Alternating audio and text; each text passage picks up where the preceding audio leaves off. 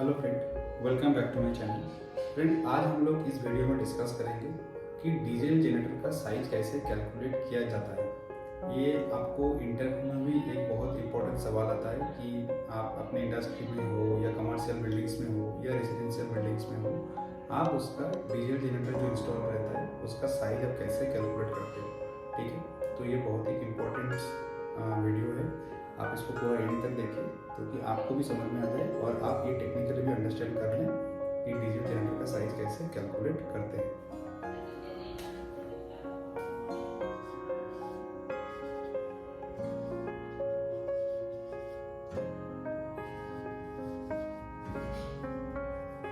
Friend, हमेशा याद रखना जब कोई सोर्स है, ठीक है, जैसे आपका जनरेटर हो गया, डीजल जनरेटर हो गया या ट्रांसफार्मर हो गया, उसका रेटिंग हमेशा KVA ये आपका एवरेज पावर यूनिट में आता है।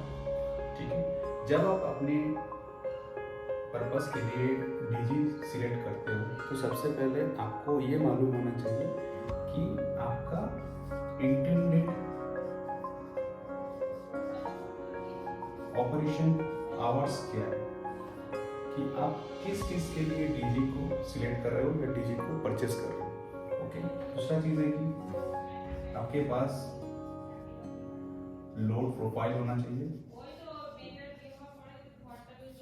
कि आप किस टाइप के लोड के लिए आप डीजी सिलेक्ट कर रहे हो। ठीक है, लेकिन अगर मैं आपको थोड़ा ब्रीफ कर दूं तो जैसे कि है कि डीजी हम लोग जो यूज़ करते हैं ना वो बहुत सारे चीज़ों के लिए यूज़ करते हैं। तो एक तो है कि आपका ESP, ये है emergency supply power.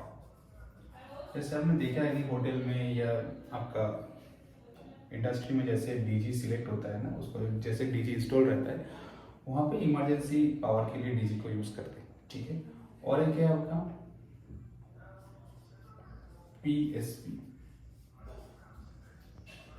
Prime supply power. ये कहाँ पे यूज होता है कि अगर ये आपका डीजी सिलेक्शन का मैं आपको जस्ट आइडिया दे रहा हूँ कि डीजी जब सिलेक्ट होता है तो कैसे ये सब चीज़ को डिस्कस किया जाता है। कि प्राइम सप्लाई पावर क्या होता है कि जब आपके यूटिलिटी एरिया में, जहाँ पे आपका इंडस्ट्री है या आपका फैक्ट्री से, आपके होटल से, जहाँ पे यूटिलिटी पावर नहीं है, ठीक है, जो ग्रिड सप्लाई नहीं आया है, तो उसमें अगर आपको इलेक्ट्रिकल सप्लाई की रिक्वायरमेंट है तो वहाँ पे ये आपको PSP प्राइम सप्लाई जो है उसके हिसाब से डीजी का साइड होता है।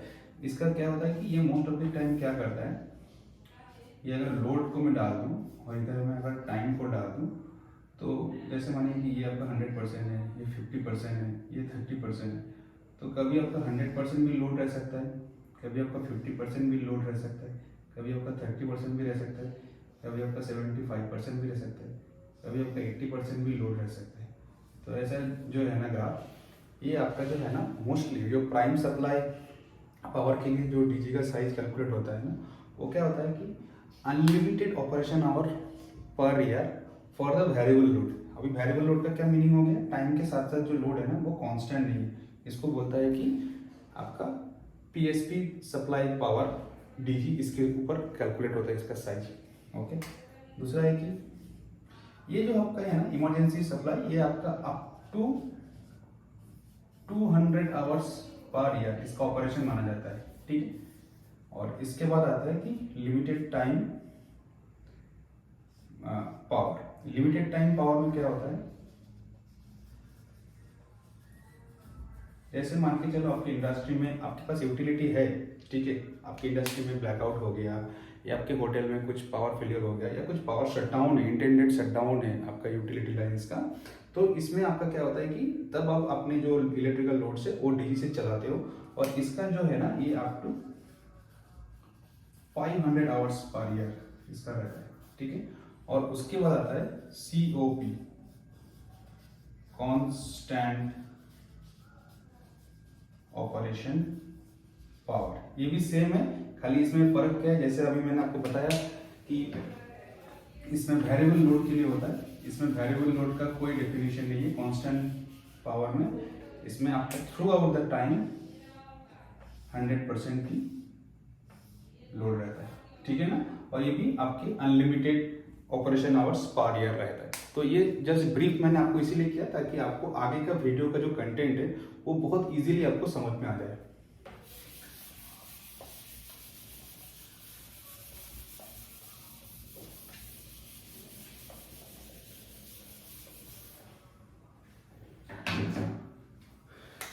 अभी हम लोग क्या करेंगे दोस्त, अभी हमारे पास टाइम का जो है वीडियो के लिए वो थोड़ा मुझे शॉर्ट बनाना है, इसीलिए मैं हर 4 जो कैटेगरी है उसमें तो डीजी साइज का जो है ना कैलकुलेट कर नहीं सकता। तो मैं एक दिखा रहा हूँ कि इंडस्ट्री में आपको एक डीजी लेना है और आपको प्राइम सप्लाई पावर में लेना है। इसका मतलब है जब भी आपके यूटिलिटी लाइंस फेल हो जाए या आपके ट्रांसफार्मर का शटडाउन से या कोई भी चीज़ हो, ब्रेकडाउन हो या प्लांट मेंटेनेंस शटडाउन हो, तब आपके जो प्लांट का जो लोड है उसको आपको कैटर करने के लिए डीजी चाहिए। तो उसका साइज हम लोग कैसे करेंगे, तो सबसे पहले जो आता है कि आपको कनेक्टेड लोड कैलकुलेट करना पड़ेगा। ठीक है, ये जैसे कनेक्टेड लोड कैलकुलेट हो गया तो आपको थोड़ा फ्यूचर स्कोप लेना पड़ेगा। ये आप 10 to 15% ले सकते हो, बट हमारे इस वीडियो की कैलकुलेशन के लिए हम इसको 10% ही रखेंगे। ठीक है, तीसरा है कि आप मैक्सिमम डिमांड फैक्टर हम इसको कैलकुलेट करेंगे। ठीक है, क्योंकि मैक्सिमम डिमांड फैक्टर इसीलिए कैलकुलेट किया जाता है कि कहीं पर भी कमर्शियल बिल्डिंग हो, रेजिडेंशियल बिल्डिंग हो या आपका हॉस्पिटल्स हो या इंडस्ट्री हो, कहीं पर भी ऑल कनेक्टेड लोड्स एट ए सेम टाइम आपके ऑपरेशन में नहीं रहता है। तो ये मैक्सिमम डिमांड फैक्टर को कंसीडर करना बहुत ही जरूरी होता है। नहीं तो अगर आप सिर्फ कनेक्टेड लोड के ऊपर डीजी का साइज कैलकुलेट करोगे तो आपका इंजन का जो रेटिंग है ना वो बहुत बड़ा हो जाएगा अननेसेसरी। उसको में क्या होगा, आपको मेंटेनेंस का भी एक मतलब उसका भी कॉस्ट बहुत ज़्यादा होगा, उसका इंस्टॉलेशन कॉस्ट भी बहुत ज़्यादा होगा और आपको उतना ही अच्छा स्किल्ड मैन पावर रखना पड़ेगा ताकि इतना बड़ा डीजी साइज को वो मेंटेन कर पाए। As well as most of the DG sets में आप देखेंगे आपके एएमसी रहता है, एनुअल मेंटेनेंस कॉन्ट्रैक्ट, वो भी आपका प्राइस बढ़ जाएगा। ओवरऑल मतलब क्या है कि आपका यूटिलाइजेशन कम होगा बट आपका जो उसको मेंटेनेंस कॉस्ट है, उसका जो ऑपरेशन कॉस्ट है वो बहुत हाई हो जाएगा। Okay, so this is very very critical. तो इसको मैंने इसलिए स्टार मार्क कर दिया। ठीक है, उसके बाद क्या है कि जैसे आप जानते हो कोई भी इलेक्ट्रिकल जो होता है ना, जैसे डीजी, इसमें 80% एफिशिएंसी में माना जाता है। इसका क्या सिंपल मीनिंग होता है कि आप अगर 100 kVA आपका डीजी का रेटिंग है तो मैक्सिमम आप उसको 80 kVA तक लोडिंग करें। तो इससे अच्छा क्या होगा, आपका ओवर रेटिंग नहीं होता है, आपका इंजन का परफॉर्मेंस भी अच्छा रहता है, आपका ये इंजन का लाइफ भी लॉन्ग होता है और ये रिलायबल ऑपरेशन भी देते रहता है। ठीक है, और उसके बाद जो 5 नंबर जो पार्ट है वो आपको आएगी कि आपको मार्केट में अवेलेबल डीजी साइज क्या है वो आपको गो थ्रू करना पड़ेगा। आप इसको चाहो तो कमिंस का, कैटरपिलर का, ठीक है ना, कोई भी आप डीजी का देख सकते हो कि आपके मार्केट में अवेलेबल डीजी साइज क्या है। तो अभी हम लोग इस वीडियो में फटाफट कैलकुलेट कर लेते हैं कि मेरे को इंडस्ट्री में प्राइम सप्लाई पावर के लिए चाहिए डीजी, तो इसको कैसे करते हैं।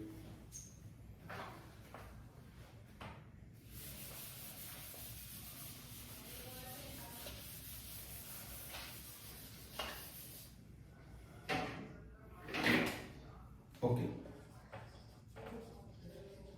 कनेक्टेड लोड, जैसे मान के चलो आपके जो मोटर्स रहते हैं इंडस्ट्री में वो आपके 500 किलोवाट के रेटिंग तक कनेक्टेड लोड है। कनेक्टेड लोड बोले तो वेदर इट इज रनिंग और in standby mode it is connected to the utility, so it is a connected load. तो ये मैंने पकड़ लिया कि 500 किलोवाट। ओके, उसके बाद फ्यूचर स्कोप, अगर फ्यूचर में कुछ एक्सपेंशन आने वाला है, कुछ एडिशनल लोड कनेक्ट होने वाला है तो वो भी आपको कंसिडर करना पड़ेगा। जैसे हमने क्या किया था, इधर 10% लेंगे और टोटल कनेक्टेड लोड। ठीक है, तो इधर हमारा टोटल कनेक्टेड जो फ्यूचर स्कोप लोड हो गया वो है 50 किलोवाट। ये जो है ना मोटर्स का लोड, ठीक है, इसमें मैंने ये पकड़ लिया 50 किलोवाट। ओके, सॉरी, मैंने ये एडिशनल लाइन ले लिया है, तो मैं इसको थोड़ा चेंज करता हूँ। इसमें ना आपको मोटर्स के बाद लाइटिंग लोड आएगा, ठीक है ना। ये मान के चलो आपका लाइटिंग लोड 20 किलोवाट के आया। उसके बाद एलिवेटर लोड जो आपका 30 किलोवाट के आया। इसमें आपका हीटर लोड, तो जो भी आपके इंडस्ट्री में टाइप ऑफ लोड्स है ना, आप उसको जोड़ के टोटल कनेक्टेड लोड निकाल सकते हो। जस्ट मैं इसको कैलकुलेशन इजी करने के लिए बहुत सिंपल रख रहा हूँ। इसमें 50 किलोवाट कर दिया, तो अगर आप इसको जोड़ोगे ना तो आप देखोगे 600 किलोवाट आपका टोटल कनेक्टेड लोड हो गया। अभी टोटल कनेक्टेड लोड अगर 600 किलोवाट हो गया, तो मेरा जो फ्यूचर स्कोप लेना है, मतलब TCL प्लस फ्यूचर लोड अगर मैं ले लूँ तो 600 प्लस 10% ऑफ 600 किलोवाट। ओके, तो इसमें क्या हो गया 660 किलोवाट हो गया। ठीक है, अभी हमको क्या लेना पड़ेगा, ओके, अभी हमको लेना पड़ेगा कि मैक्सिमम डिमांड फैक्टर। ठीक है, तो इंडस्ट्री में आप 0.8 से 0.9 तक ले सकते हो मैक्सिमम डिमांड फैक्टर। ओके, तो अगर मैक्सिमम डिमांड फैक्टर में इसको अप्लाई कर दूं तो जो आपको डिमांड लोड हो जाएगा, ठीक है ना, तो मैं इसको पकड़ रहा हूँ 0.8। Let me get the calculator.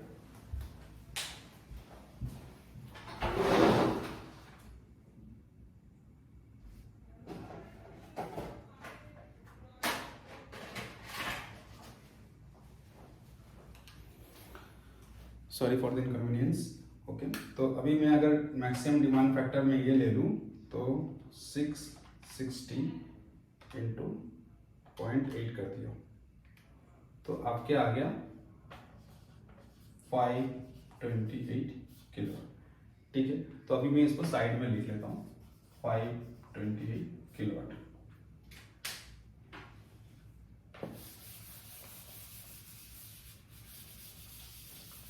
अभी जैसे आप सबको मालूम है कि जब भी कोई इंजन या ऑल्टरनेटर डिजाइन होता है उसमें क्या रहता है, पावर फैक्टर रहता है। वो डिजाइन पावर फैक्टर 0.8 को कैलकुलेट करते हैं। अभी क्या है कि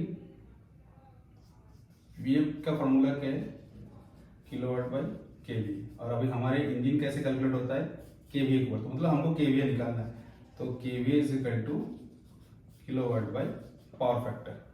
तो अगर हम लोग इसको कर देंगे तो इसमें क्या होगी 528 बाई 0.8।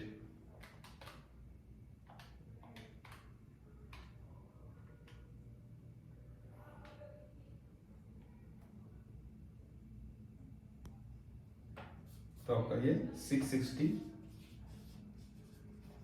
केवी आ गया।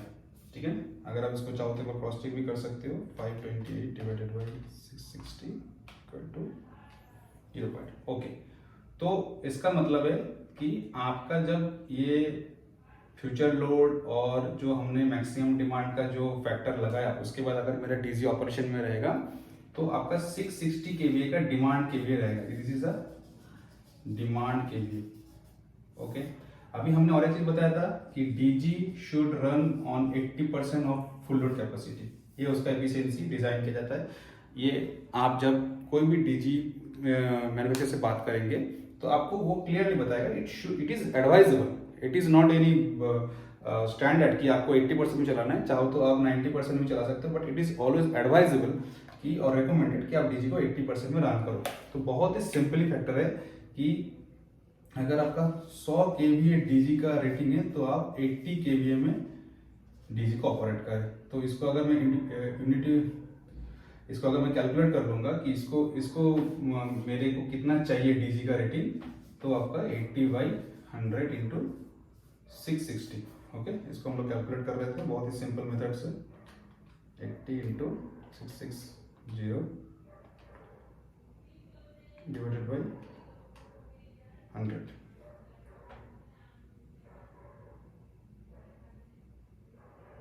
सॉरी मैंने थोड़ा गलत किया, इसको करेक्ट करते हैं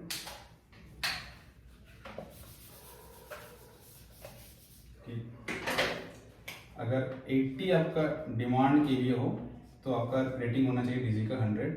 तो अगर 660 आपका डिमांड हो तो 100/80 into 660। Okay, sorry for the calculation error. 100 into 660 divided by 0.8।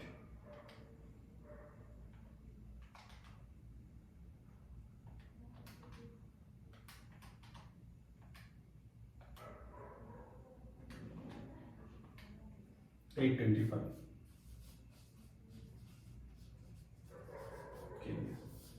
तो ये आपका डीजी का रेटिंग होना चाहिए। तो ये भी मैं लिख लेता हूँ कि ये आपका डिमांड किलोवाट था, आपका डिमांड केवीए जो है वो 660 केवीए आया, और इसको कैटर करने के लिए आपको जो चाहिए वो 825 केवीए का डीजी रेटिंग चाहिए।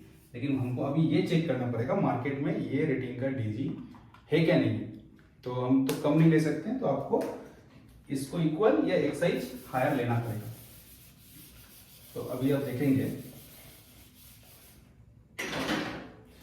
अगर आप कामिंस का सिलेक्शन चार्ट फॉलो करेंगे तो उसमें आपका देखेंगे आपका जो केवीए रहता है वो 200, 250, 320, 380, 500, 600, 625। मैं इसको ऊपर लिखता हूँ, फिर 625 के बाद 750, 1010 केवीए। ये सारे केवीए में ही है, ठीक है। 1250 केवीए और उसको 1500 केवीए एंड 2000 केवीए। तो आपका जो साइज कैलकुलेटेड जो वैल्यू है वो 825। तो ये कौन से गैप में आ रहा है, ये इनका बीच में आ रहा है। तो आप 750 तो ले नहीं सकते क्योंकि इससे तो अंडर रेटेड हो जाएगा।